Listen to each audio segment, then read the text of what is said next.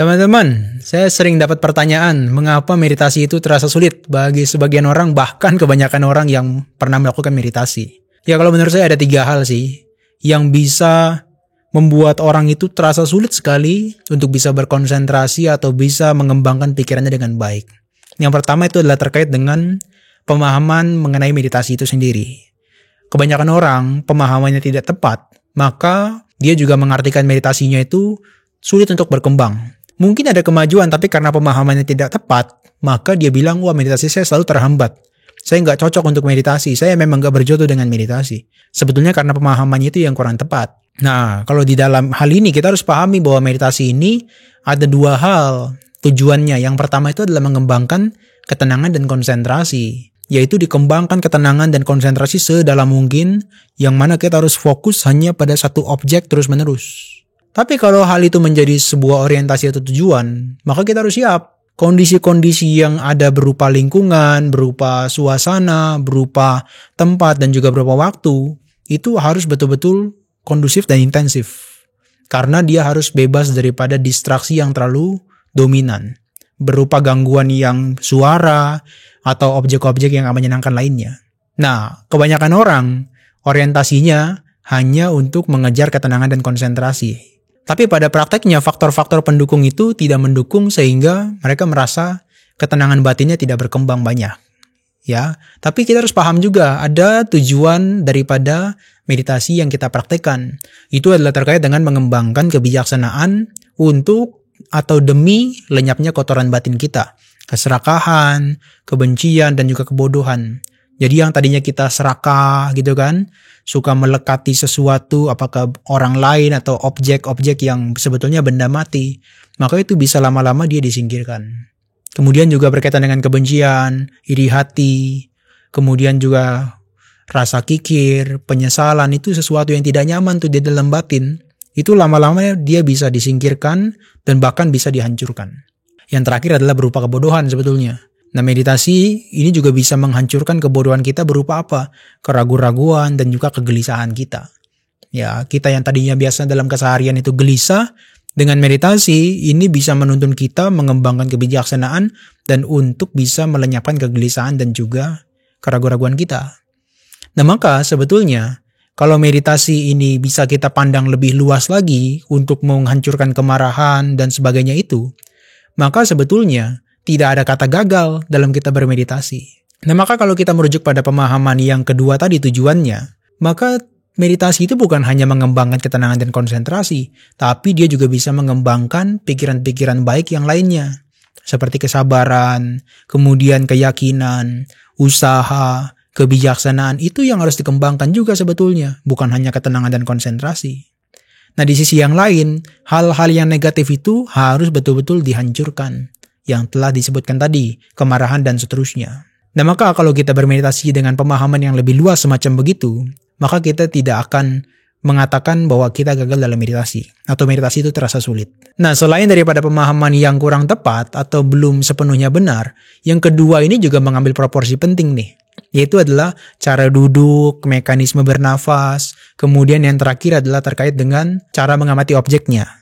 Nah, kalau yang pertama cara duduk, kebanyakan orang meditasi, mereka adalah menggunakan posisi yang terlalu tegak atau tegang. Atau beberapa orang tertentu, dia nggak bisa duduk dengan tegak, malahan justru badannya membungkuk tuh. Kemudian juga karena sudah membungkuk dan sebagainya, posisi badan selama 20 atau 30 menit meditasi, itu terasa tidak nyaman. Nah, itu juga harus diperbaiki cara duduknya, harus duduk dengan tegak, kalau diperlukan menggunakan bantalan di bagian pantatnya supaya lebih tinggi, supaya itu bisa membantu dia bernafas dengan nyaman. Maka mekanisme bernafas juga penting. Kalau meditasi menggunakan mekanisme bernafas dengan menggunakan dada, yang merupakan sistem saraf simpatetik, maka itu nggak akan bisa menemukan kondisi tenang dan kondisi rileks. Dia akan dalam keadaan gelisah dan stres terus-menerus. Dan kalaupun itu terasa nyaman, nyamannya itu nggak akan sedalam ketika orang menggunakan mekanisme pernapasan perut. Artinya dia merasakan nafas yang masuk dan nafas yang keluar hanya lewat hidung. Dan sehingga nanti otomatis perutnya akan mengembang dan mengempis. Lebih dominan dibandingkan dada yang bergerak. Nah, oleh karena itu mekanisme bernafas itu juga penting. Dan yang kemudian adalah berkaitan dengan cara mengamati objek. Ya kalau misalnya kita mau justru mengembangkan ketenangan saja, kita harus paham cara mengamati objeknya bagaimana. Cara mengamati objeknya ya satu itu terus-menerus tanpa memperhatikan yang lain. Misalnya pikiran, rasa sakit, kemudian ingatan atau pikiran yang lainnya ketika muncul, itu diabaikan, jangan diperhatikan. Hanya fokus pada keluar masuknya nafas misalnya sebagai objek utama. Maka dengan demikian, dia akan fokus pada pengembangan konsentrasi dan ketenangan pada satu objek itu, tanpa terlepas. Nah kalau kita mengembangkan kebijaksanaan atau berlatih meditasi vipassana, ya objeknya ada yang satu sebagai yang utama. Tapi yang lain-lainnya itu, seperti suara yang berisik, kemudian ada objek misalnya sentuhan dari jasmani kita, atau objek bahkan yang sifatnya adalah pikiran, seperti pikiran mengembara, kemudian juga ingatan-ingatan masa lampau, bahkan rasa ngantuk yang muncul, itu bisa dijadikan objek dan bisa diamati sebagai objek meditasinya. Sehingga dalam meditasi yang ketenangan tadi, kalau hal-hal tersebut yang negatif adalah sebagai gangguan, kalau di dalam meditasi vipassana ini, justru mereka diperhatikan sebagai objek meditasi. Kita melihat mereka sebagai sesuatu yang muncul dan juga lenyap. Nah kemudian yang ketiga, orang menjadi sulit bermeditasi sebetulnya adalah karena kebiasaan yang sehari-hari terlalu sibuk. Kalau orang yang terlalu sibuk, cenderung dia mengalami kegelisahan yang lebih dominan di dalam keseharian, maka itu akan terbawa dalam kebiasaan dia bermeditasi juga. Cenderung dia akan selalu mudah untuk berpikir-pikir, apakah merencanakan sesuatu, mengingat sesuatu yang sudah lewat, dan seterusnya. Dia selalu senang dengan hal tersebut. Atau bahkan, kalau misalnya tidak over energy, justru dia sebaliknya. Ketika sudah aktivitasnya terlalu lelah, terlalu capek dalam keseharian, dia menjadi tidak bertenaga. Rasa ngantuk, rasa malas muncul, sehingga meditasi jadi terasa lebih sulit. Untuk bisa fokus pada single objek atau satu objek yang merupakan nafas terus-menerus, dia akan menjadi sulit untuk diamati. Baru mengamati nafas masuk, keluar sebentar, pikiran mengembara. Kalau pikiran gak mengembara, rasa ngantuk muncul. Kalau rasa ngantuk gak muncul, rasa sakit yang muncul. Ya begitu-begitu aja.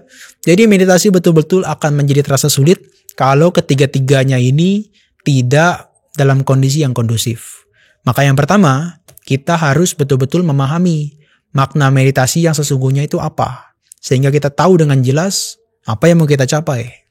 Yang kedua, maka kita harus tahu cara duduk yang tepat seperti apa, kemudian berkaitan dengan mekanisme bernafasnya bagaimana, dan kemudian juga cara mengamati objeknya itu seperti apa. Barangkali itu masih kurang tepat, tapi itu menjadi hal yang fundamental dalam kita praktek meditasi.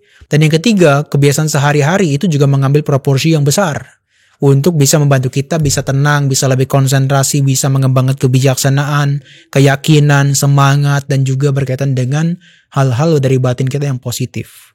Nah dari tiga hal ini, mana nih yang teman-teman merasa masih kurang dan juga masih bahkan belum memilikinya, sehingga meditasi menjadi sulit berkembang? Atau kalau ada tanggapan lain, coba tuliskan di kolom komentar supaya kita bisa lebih tahu masalah-masalah yang lainnya. Terima kasih.